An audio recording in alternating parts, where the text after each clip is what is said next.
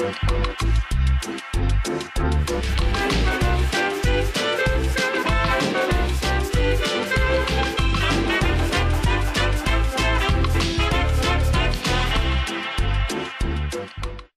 se erdhët në Pasdite të dashur miq, mirë se erdhët në këtë program që edhe sot do të mundohet ju zbuloj histori njerëzore që nuk mbeten vetëm tek shtresa e parë e historisë njerëzore, po përcjellin shumë mesazhe që jam e sigurt ju do t'i kuptoni e mbase shumë prej jush mund t'i ndihmojnë ata që do të na ndjekin sot gjatë programit. Sot është data 4 tetor, edhe muaji tetor prej vitesh tashmë dihet që është muaji i luftës kundër kancerit të gjirit, janë të shumta gratë, po jo vetëm gratë, besoj edhe njerëz të tjerë që janë familjar të këtyre grave, të këtyre vajzave, që e kanë përjetuar vështirësinë e të përballur me një sëmundje që deri diku duket e papërballueshme. Kur thua kancer, të gjithë shkojnë dhe mendojnë për vdekjen, për humbjen. Megjithatë, kanceri i gjirit sot, sipas të gjitha studimeve, është një sëmundje që mund të menaxhohet, është një sëmundje që e ka mbijetesën shumë të lartë, por gjithmonë duke marrë parasysh që të gjithë duhet jemi të kujdesshëm, të kujdesemi për shëndetin ton dhe mbi të gjitha të shkojmë edhe të kontrollohemi. Dhe këtu e kam fjalën për vajzat edhe për gratë. Është një mesazh që ka vite që jepet, por nuk është asnjëherë vonë të përsëritet e të ripërsëritet. Unë do ta nis sot programin, përveç se pak më vonë do të flasim sigurisht për këto këshilla, me historinë e një njeriu i cili ka qenë një njeri i afërt për ne. Besoj për shumë prej jush që e kanë njohur nga afër, ka qenë një njeri i afërt edhe i dashur, një zonjë që të imponon respekt. Është Silvana Loka, një psikologe e cila, kur e kemi takuar për herë të fundit në këtë studio, kemi biseduar gjatë për betejën që ajo po bënte në lidhje me urdhrin e psikologut, gjitha ato fushat që u bë relativisht një vit më parë. Para pak kohësh, ndërkohë që shfletoja apo shikoja në Facebook, shoh një foto të Silvanës që njihja, nga një vajzë bukuroshe me flokë kaçurele, ishte po e njëjta vajzë bukuroshe, por fotoja që pash më mbrapa ishte një foto ku ajo ishte pa flokë. Deri diku ishte tronditse për mua, mendova që diçka kishte ndodhur, më pas nuk guxova të mendoja që mund të kishte ndonjë problem me shëndetin, mendova që duhet ishte bashkuar në një fushate për të mbështetur ndonjë kauz të tillë, dhe duke diskutuar në redaksi edhe me pjesën tjetër të stafit, me gazetarët, menduam ta takojmë Silvanën, ta pyesim çfarë ka ndodhur me to. Ishte një situatë e vështirë, mendonim që do të ishte e vështirë që Silvana të na fliste nëse do të kishte një problem me shëndetin. Ndryshe nga ne ç'mendonim, e takuam Silvanën dhe na rrëfeu gjithë atë kalvar të vështirë, po të përballuar me shumë kurajo dhe forcë që ajo kishte kaluar diku në atë periudhë që ishim takuar për çështje të tjera dhe për çështjet e shëndetit. Por ajo mund të themi sot e ka fituar betejën me kancerin dhe është një nga ato gra, për të marrë shembull do ta kuptoni vetë, është këtu me mua në studion e Pasdites. Mirë se erdhe Silva. Falenderoj shumë për ftesën. Dua të di pjesën tjetër, domethënë ne kur erdhëm të takuam kishim një siklet shumë të madh. Ata pyesim Silvën çfarë ka ndodhur, ata pyesim Silvën është mirë me shëndet apo jo? Ti si e pritet këtë pjesë dhe si e ke pritur këtë pjesën e njerëzve që kanë parë Silvën, që është aty gjithë kohës, thjesht ka një ndryshim, ka diçka që nuk shkon me Silvën, po mbase kanë pasur guxim të pakët për të pyetur. Falenderoj për ftesën. Realisht. Falenderoj shumë për prezencën tënde në studio. Mundësinë që më jepni që të ndaj përvojën time për të shërbyer sadopak cilës do apo cili do, që mendojnë që ndarja e një përvoje të vërtet, në ndarjen e një përvoje të vërtet mund të shikoj veten. Më pyetet për sikletin që ndjet kur më takuat, nuk ishte para që e kishit në siklet, realisht. Ne jemi mësuar gjithkohën të qahemi për gjëra që na pengojnë të përditshmen, për gjëra që na e vështirësojnë jetën, jemi mësuar të ankohemi shpesh për shëndetin. Po kur vjen momenti tek përballja me një diagnozë që deri diku është një sëmundje terminale, që ti mendon që kur merr të diagnozë do të vi fundi, e kemi të vështirë ta menaxhojmë të vërtetën. Dhe vështirësia më e madhe është e njerëzve që e dëgjonin këtë diagnozë. Sigurisht edhe kur mendonin që diagnoza ishte për mua një natyrë relativisht e fortë, që s'ka pasur ndonjë probleme me shëndetin. E ndjeja që njerëzit kishin pak siklet në të pranuarit të diagnozës dhe pastaj në mundësinë për të biseduar. Kështu që në këtë pikë mirë kuptova. A e pata të letë unë që të flisja me ju. Jenita, unë jam psikologe në profesion. Kam vite që e ushtroj profesionin.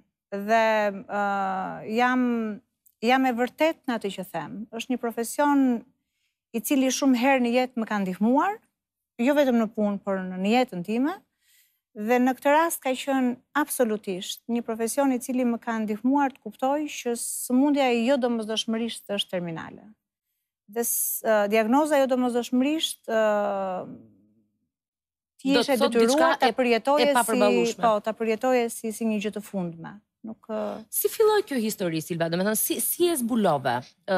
Shkoje bëje kontrole rutin, ishe një nga ato gratë që kujdesen për shëndetin e tyre, apo ishte diçka e papritur e zbuluar në mënyrë, po themi, të papritur? Jo, nuk ishte e papritur. Kontrollet periodike përgjithsisht e një natyrë që, le të themi, ndoshta jo tamam kujdesen për veten, se kur ide e mendoj si shumë të tjerë, absolutisht si shumë të tjerë. Ndonjëherë i bien vetes në qafë, shpenzojmë shumë më tepër kohë në gjëra që normalisht mund t'i mbyllim në pak kohë dhe neglizhojmë shumë gjëra që janë të rëndësishme. Po jo, kontrolli i gjirit ishte një gjë që kisha disa vite që e bëja në mënyrë periodike. Periodike sa shpesh? Periodike një herë në vit, sepse aq ishte rekomanduar nga mjeku. Isha e rregull. Do të thotë, vizita e fundit ishte vetëm 6 ditë më mbrapa periudhës 365 ditore nga kontrolli i fundit periodik. Ishte një vizitë rutinë, e cila në përfundim të saj zbuloi një masë tumorale që nuk ishte qenë në ekografinë e një viti të shkuar. Doktor Hansa që gjej absolutisht momentin për ta falënderuar pa mas ekografin që më bëri ekografin. Më ndihmoi shumë me një komunikim të hapur, të drejt, të vërtet, të matur, pa diskutim. Për të më thënë që Silva, shiko, këtu ka një masë që nuk ka qenë, por ne do duhet ta trajtojmë me seriozitet. Ne nuk e dimë se çfarë është, do duhet ta shohim. Nuk u tërhoqja, për 24 orë unë kisha bërë mamografin, kisha bërë citologjin, dhe isha futur një procesi diagnostikimi.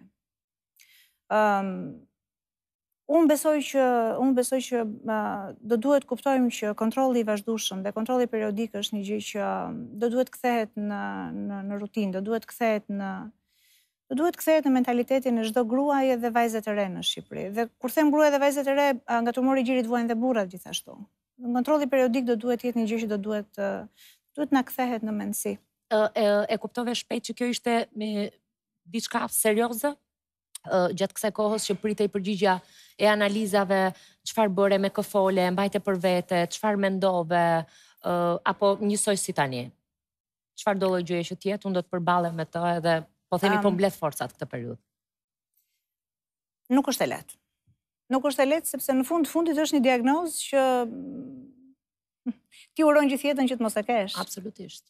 Mos ta ketë askush nga njerëzit që ti Absolutisht, ti punon me njerëz, ti jeton me njerëz dhe ti lutesh që askush mos e ketë këtë diagnozë. Është një gjë që është e vështirë në fillim. Për fatin tim të mirë ose të keq, unë kam filluar të mendoj që ka qenë fat shumë i mirë. Njerëzit e mi më të afërt në atë periudhë ishin ose me shërbime jashtë Tiranë ose me shërbime jashtë Shqipërisë. Dhe ai 40 tetor që i parë më është dashur ta menaxhoj vetëm. Them vetëm, po vetëm fizikisht, sepse ajo që kam ndier pa diskutim është që në çdo moment e kisha përkrahjen e njerëzve, familjarëve dhe shoqërisë. Nuk e mendove, nuk e ngritet telefonin, gjëja e parë që të bëje, të merrje, nuk e di, një njeri të afërt, familjarët e tu, t'ua tregoje shqetësimin, si vendose ta mbaje vetëm për vete këtë 40 tetorsh? Jo, nuk ishte një vendim për t'i lënë njerëzit jashtë. Nëse nuk dua të më keq kuptoj askush në këtë pikë. Absolutisht nuk mora vendimin për të lënë njerëzit jashtë, por ishte një gjë që ndoshta edhe fakti që unë kam pasur në terapi gra që kanë vuajtur diagnozën dhe i kanë parë të ri më këmben, kam pasur raste sigurisht edhe nuk e kanë kapërcyer diagnozën. Fakti që jam nënë e 2 vajzave, fakti që jam bie 2 prindërve, të gjitha këto më erdhën në mendje shumë flesh dhe thash, shiko Silva, ka disa kontrolle që pavarësisht se i din apo nuk i din të tjerët, ti do duhet i bësh. Siç është mamografia dhe citologjia. Të thash, për rastësinë time, kam filluar të mendoj që ka qenë rastësi e mirë dhe do t'ua them pse. Familjarët e mi të afërt, që ishte bashkëshorti im vlla dhe kunata ime ishin jashtë Shqipërisë. Dhe thash, okay, është momenti për ta menaxhuar. Bëra këto kontrolle rutinë dhe në 40 orën e parë sigurisht që ti futesh, unë futa në një proces përballje me diagnozën, të mendosh për jetën, të mendosh sa e realizuar jetë, të mendosh a e ke bërë të gjitha, të mendosh çfarë do të ndodhi nëse skenari i fundëm është negativ, çfarë do të bësh nëse skenari i fundëm nuk është negativ. Gjitha këto ishin një gjë që mori kohën e vet. Pas 48 orësh, pasi kisha qarë 2 herë gjysmë, realisht 2 herë e gjysëm. Në herën e tretë them Silva stop, ti nuk mund të qash më. Kjo është një situatë që ka nevojë për menaxhim. Sepse do duhet bëhej ndërhyra kirurgjikale, do duhet vinte kimio pas saj, sepse kjo ishte një gjë që u kuptua qartë dhe nga mamografia që në momentin e parë që u bë. Mosha ime nuk premtonte për një procedurë pa kemioterapi, sepse mosha ishte ere, jem në moshë vitale, trupi është gjithashtu i gjatë, që do të thotë shumë aktiv, dhe kjo është një sëmundje e cila dhe në mos kimio për të luftuar tumorin, do duhet ishte kimio për të parandaluar përhapjen e tumorit në rastin më të mirë të mundshëm. Kështu që e mbajta për vete. Pse them që është gjë e mirë? Është gjë e mirë sepse e dini çfarë ndodh kur merrni një diagnozë të tillë, ato që marrin këtë lloj diagnoze e gjejnë veten të detyruar që kur e ndaj diagnozën me familjarët apo me shoqërinë, ndihen të detyruar të mbështesin psikologjikisht familjarëve. Të mbështesin psikologjikisht familjarët. Gjë që me mua nuk ndodhi. Më thon, ky 40 tetorshi më mjaftoi që në momentin që unë do ta ndaja lajmin me familjarët, natyra apo mënyra se do ta ndaja lajmin ti detyronte familjarët që të kuptonin që unë isha aty për ta menaxhuar situatën. Nëse ishte një gjë që do të shkonte për keq, do të shkonte për keq për të gjithë ne, dhe ne do duhet menaxhonim në kosto më të vogël të mundshme skenarin negativ. Nëse ishte një gjë që do të shkonte mirë, do të ishim aty të gëzonim të gjithë bashku skenarin pozitiv. Unë jam natyrë, të paktën për ty që më ke studiuar profilin tani më kupton që është e vërtetë. Aq sa mund të pretendoj domethënë që kam studiuar profilin. Unë jam natyrë që besoj që në jetë nuk e kemi mundësinë që t'i zgjedhim gjithmonë çfarë betejash do të bëjmë. Nuk e kemi gjithmonë këtë mundësi. Ama gjëja që ne kemi mundësi është të zgjedhim mënyrën se si do t'i luftojmë betejat. Edhe unë jam absolutisht e bindur që çdo grua dhe vajzë e re që po më dëgjon tani e ka forcën, ka mundësinë, ka kapacitetin që realisht të zgjedhë se si do ta luftojë betejën me kancerin e gjirit. Është një betejë që mund të zgjedhësh se si do ta luftosh. Ishte kaq e thjeshtë biseda me familjarët? Pas atij 40 tetorshit? Më besoni që nuk ishte e thjeshtë. Nuk ishte e thjeshtë sepse ndërkohë që ti e ndan këtë diagnozë me prindrit, duke qenë edhe prind vet, ti e ndjen dhimbje shumë të madhe të një prindi për një fëmijë të diagnostikuar me tumorin e gjirit. Nuk ishte lehtë për ta ndarë me partnerin gjithashtu. Edhe sepse më kishte parë gjithmonë si një grua shumë të fortë, që s'ka pirë kur në jetën e saj aspirin, që s'kishte pasur asnjëherë as gripi se zinte, kështu që ishte e vështirë, realisht ishte e vështirë. E vështirë për ta ndarë me fëmijët, unë isha në atë kohë, 6 muaj të shkuara, nënë e 2 vajzave, njëra 13, njëra 8 vjeç, është e vështirë për ta ndarë dhe me ato. E vështirë edhe sepse me të gjithë duhet të ndash atë pjesë të diagnozës që realisht prek marrëdhënien që kem atë. Nëse me prindin ishte jeta edhe mbijetesa, gjëja që më shumë do duhet konsumohej, me partnerin nuk ishte vetëm kjo. Kishte një pjesë tjetër që do duhet. Domethënë që ishe me bashkëshortin.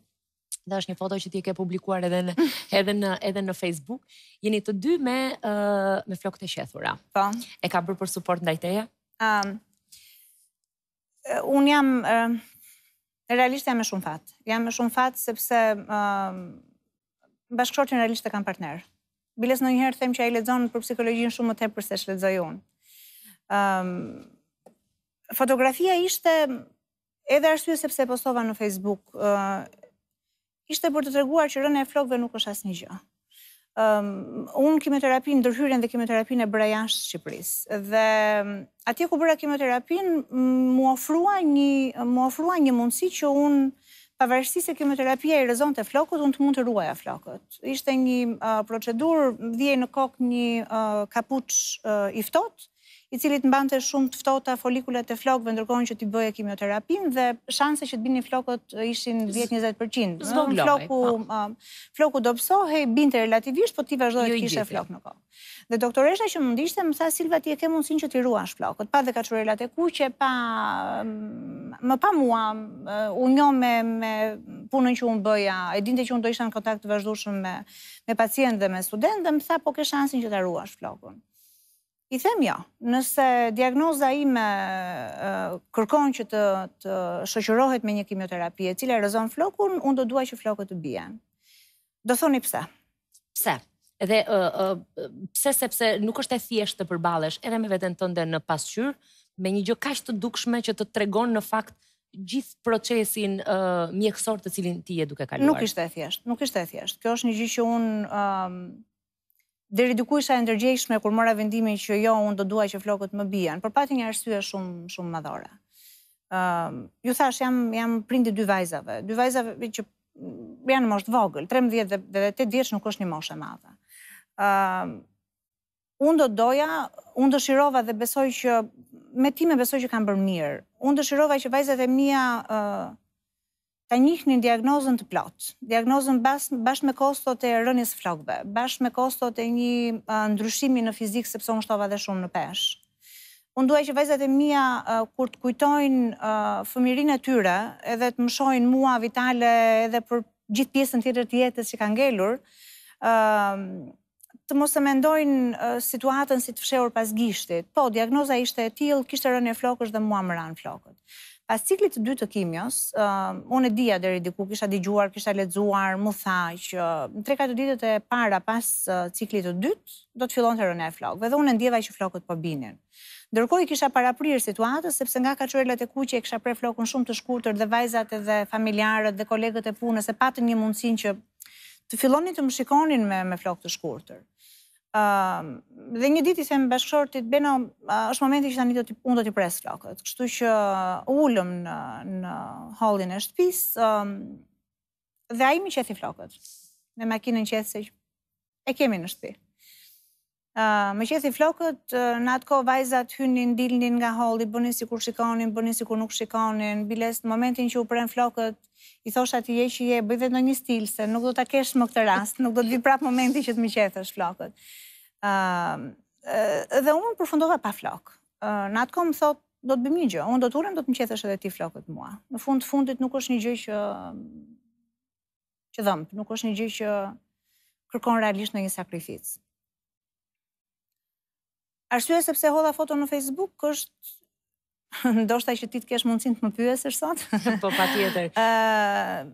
Sepse është mirë që familjarët kuptojnë që gratë dhe vajzat e reja kanë nevojë për ndihmë. Gratë dhe vajzat e reja që kanë këtë lloj diagnozë dhe kanë nevojë për ndihmë, sepse shiko, të kesh një diagnozë të tumorit të gjirit është një gjë që nuk prek vetëm fizikun tënd së brendshmi. Prek pamjen tënde si jashtëmi, dhe jo vetëm flokët. Është më e thjeshtë kur e flet, është më e thjeshtë si e mendon ti si psikologe, jo vetëm nga rasti jo dhe nga përjetimet e tua. Është më e thjeshtë, zvoglohen gjërat e mëdha të vështira kur ti i flet, kur ti i diskuton, kur ti i kalon, po themi, pa i zmadhuar më shumë, pa i bërë më të mëdhaja se ato se që janë të vërtet.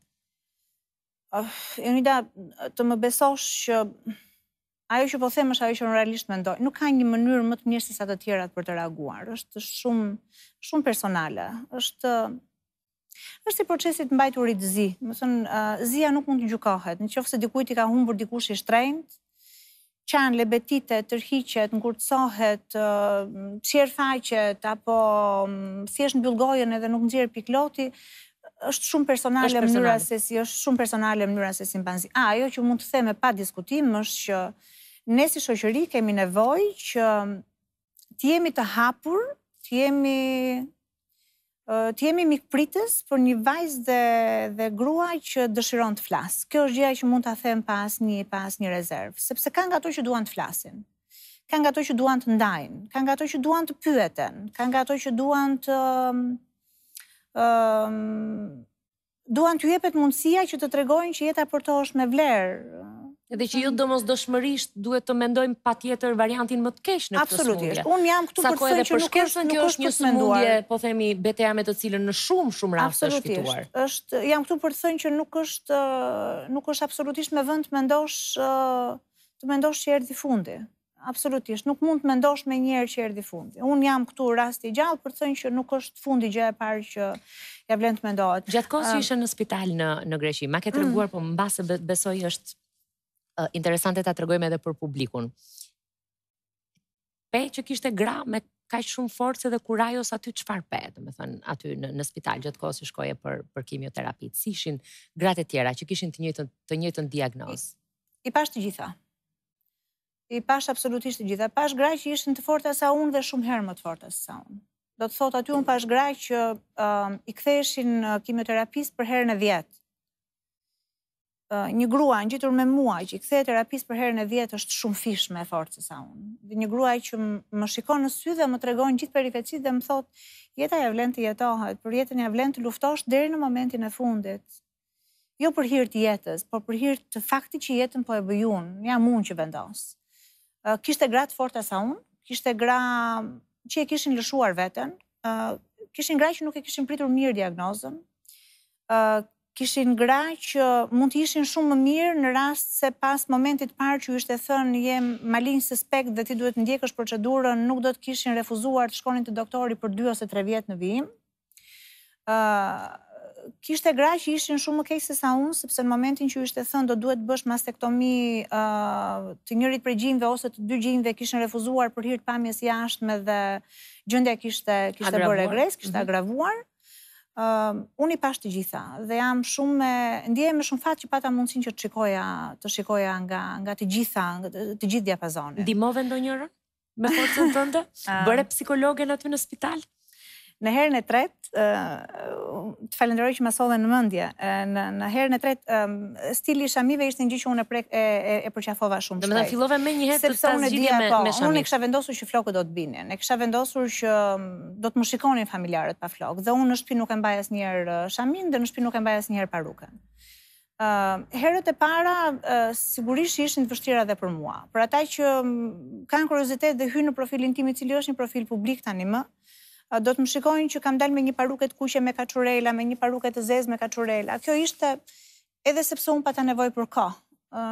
Nuk është e lehtë ta shikosh veten para pasqyrës edhe të mendosh kjo është gjë që do të ndodhi për një periudhë të gjatë kohe. Edhe për të ndihmuar vajzat gjithashtu. Edhe për të ndihmuar familjarët gjithashtu. Dhe prandaj paruket përgjithsisht ishin ato që ishin të përafërta me flokët e mi. Ama shumë shpejt përqafova këto shamite dhe pjesën më madhe kohës unë kam qëndruar me shami në kokë. Ndihmoja vajza që të vishnin të bënin edhe ato stilizimet e flokëve, ndryshoj stilimin të veshurit, do të thonë e përqafova shumë shpejt shamin. Dhe kur shkoj në Greqi që bëj ciklin e tretë, udhëtimet ishin një herë në 3 javë, unë ndërkohë nuk u shkputa fare nga puna. Shkoja bëra kimion të enjtën, të premten kthehesha, të hënën isha në punë. Dhe në njëra nga herët që shkoj, sapo kisha mbaruar seancën, më vjen një vajzë në dhomë dhe më thot, të lutem, unë kam nevojë për ndihmë.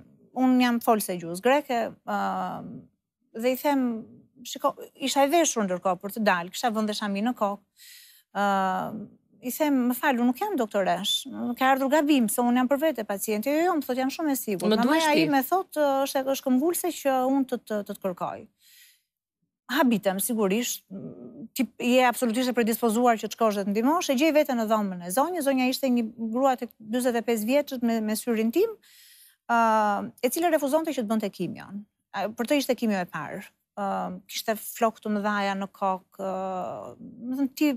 Në momentin e parë që e shikoj, ti e kuptoj arsyen sepse ajo refuzonte. Ishte një grua shumë bukuroshe në fytyrë. I shoh që ishte spostuar nga dhoma sepse kishte filluar të qante me të madhe. Edhe i them, zonjë, po, më keni kërkuar, me se mund t'ju ndihmoj. Më thot, unë do ta bëj kimion vetëm në qoftë se ti më thua që me të vërtetë unë pas kimios së 3 do të jem kështu siç je ti. I them, nuk gjej asnjë arsye pse, sepse me thënë të drejtën unë kimion e parë s'kam pasur as fuqinë të qaj kaq shumë sa keni qarë ju. Jo nica më e fuqishme se sa unë. Po i them, nuk ka asnjë gjë për të pasur frikë. Edhe më thot, a mund të më ndihmosh që unë të lidh shallin. Aty për aty zgjidh shallin tim, kisha dhe një shall rezervë sepse ishte periudhë vere dhe ishte bërë vapshme temperatura. E ndihmoj, lidhim shallin në disa forma, e ndihmoj që të grimohet, bëm ca fotografi, vajza i hedh me një herë në Facebookun e të ëmës edhe ajo filloi të ketë kontakt komunikim me njerëzit. Komunikim me njerëzit dhe herën e 4 e gjeta veten duke shëtitur në përdhomat e pavionit, në një farmasë duke bërë mbështetje. Terapia do t'ishte pak shumë për të thënë, po duke bërë mbështetje. Edhe është një gjë që më erdhi e natyrshme dhe është një gjë që unë besoj që i vjen e natyrshme çdo gruaje që ka këtë diagnozë. i vjen e natyrshme sepse ti e kupton që të tjerët të ngjashëm me ty kanë nevojë. Kanë nevojë për të kuptuar që nuk janë vetëm. Edhe nuk është kaq e thjeshtë ti jesh njeri i fortë. Silva e tha pak përpara që e ka ndihmuar shumë profesioni, mbase nëse do të kishte një profesion, një përgatitje, një formim tjetër, askush nuk e di si do të ishte përballuar një situatë e tillë, nga ato më të vështirat në jetë, por ajo nuk është shkëputur asnjë ditë nga puna. Ne shkojmë pak në publicitet, kthehemi pas pak për të parë si është një ditë e zakonshme e Silvës, sot është në studion e Pasdites, por ajo është për ditë në kontakt me studentët e saj, dhe do të vazhdojmë bisedën, por tani ka reklama, është shumë e shkurtër.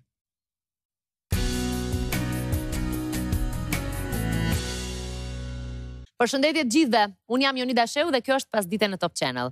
Do t'ju lutesha të klikonit këtu për t'u regjistruar në kanalin e Top Channelit dhe të keni mundësi të merrni në telefonin tuaj pjesët e fundit të programit ton. Ndërkohë, të klikoni edhe këtu për të parë videot më të shikuara. Faleminderit.